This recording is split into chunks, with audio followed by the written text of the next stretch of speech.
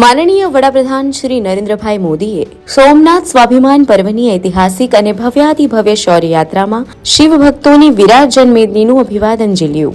સોમનાથ મંદિર ખાતે વૈદિક મંત્રોચ્ચાર શિવજાપ સાથે સમગ્ર સૃષ્ટિના કલ્યાણ માટે માનનીય વડાપ્રધાનશ્રીએ પ્રાર્થના કરી.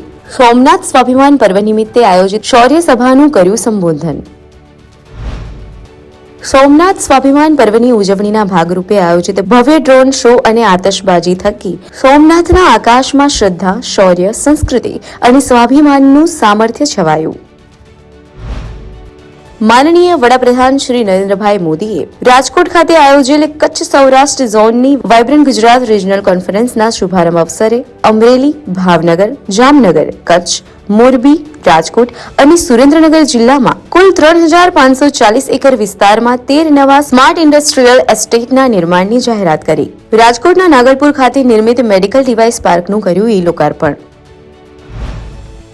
માનનીય વડાપ્રધાન શ્રી નરેન્દ્રભાઈ મોદીએ ગાંધીનગર ખાતે મેટ્રો રેલ પ્રોજેક્ટ ફેઝ 2 અંતર્ગત મહાત્મા મંદિર મેટ્રો સ્ટેશનથી મેટ્રો રેલને લીલી ઝંડી આપી પ્રસ્થાન કરાવ્યું. મુખ્યમંત્રી શ્રી ભૂપેન્દ્રભાઈ પટેલ અને નાયબ મુખ્યમંત્રી શ્રી હર્ષભાઈ સંઘવીએ મહાત્મા મંદિરથી જૂના સચિવાલય સુધી મેટ્રો ટ્રેનમાં કરી મુસાફરી.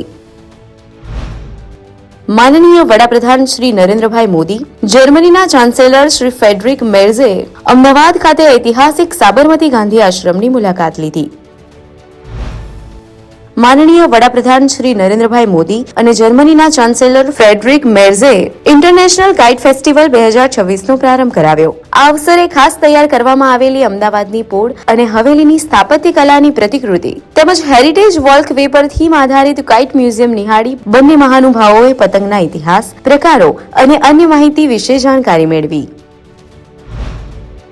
માનનીય કેન્દ્રીય અને ગૃહ સહકાર મંત્રી શ્રી અમિતભાઈ શાહના વરદ હસ્તે ગાંધીનગરમાં ₹362 કરોડના ખર્ચે ગુજરાત બાયોટેકનોલોજી રિસર્ચ સેન્ટરની BSL ફોર બાયો કન્ટેનમેન્ટ ફેસિલિટીનું ખાતમુહૂર્ત. મુખ્યમંત્રી શ્રી ભૂપેન્દ્રભાઈ પટેલે કરુણા અભિયાન અંતર્ગત અમદાવાદના બોડકદેવ વિસ્તારમાં કાર્યરત વાઇલ્ડ લાઇફ કેર સેન્ટરની મુલાકાત લઈને સેન્ટર દ્વારા જીવદયાના ભાવ સાથે કરવામાં આવતી વિવિધ કામગીરીનું નિરીક્ષણ કર્યું. મુખ્યમંત્રી શ્રી ભૂપેન્દ્રભાઈ પટેલના અધ્યક્ષસ્થાને ગાંધીનગર ખાતે કલેક્ટર્સ કોન્ફરન્સ યોજાઈ. જિલ્લા કલેક્ટરશ્રીઓને લોકોની રજૂઆતો સાંભળી તેના ઝડપી, પ્રામાણિક નિવારણ માટે જિલ્લા સ્તરે વધુ સુદૃઢ વ્યવસ્થા વિકસાવવા સાથે સ્થાનિક સ્તરે જ તેનું ઝડપી, પારદર્શી અને અસરકારક રીતે નિવારણ લાવવા મુખ્યમંત્રી શ્રીની તાકીદ.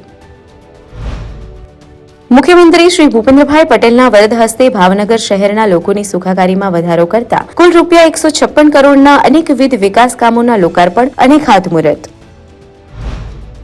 પ્રસિદ્ધ તીર્થક્ષેત્ર શામળાજી ખાતે ઉજવાઈ રહેલ શામળાજી મહોત્સવના સમાપન સમારોહના અવસરે મુખ્યમંત્રી શ્રી ભૂપેન્દ્રભાઈ પટેલે અરવલ્લી જિલ્લાના વિવિધ વિભાગોના અંદાજે કુલ ₹168 કરોડના વિવિધ વિકાસ કાર્યોની ભેટ આપી. વિકસિત ભારત, વિકસિત ગુજરાત.